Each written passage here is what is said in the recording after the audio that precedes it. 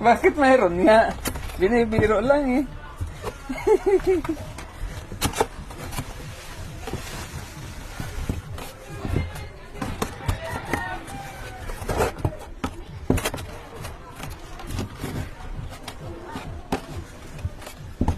Binibiro lang eh. May mais talaga. So, ginawa nga.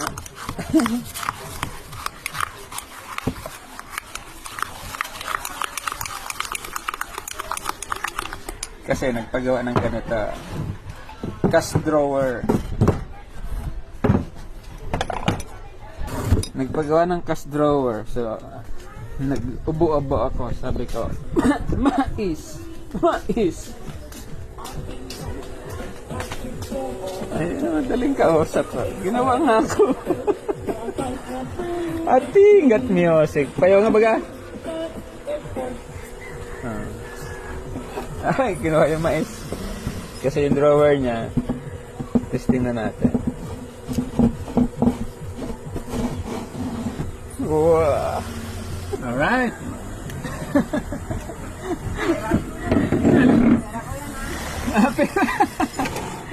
Oh, di ba? Sakto lang. Kaya lang walang aching-ching!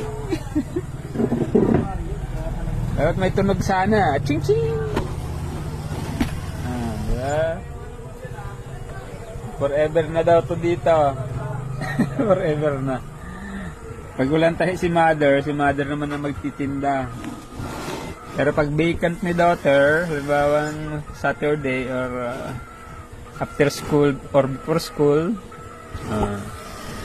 kaya lang may kawang. Kumahalo yung 5 piso sa paper bills. So, kailangan ko lang ibaba siguro to para mas lumapat yung harang sa sahig.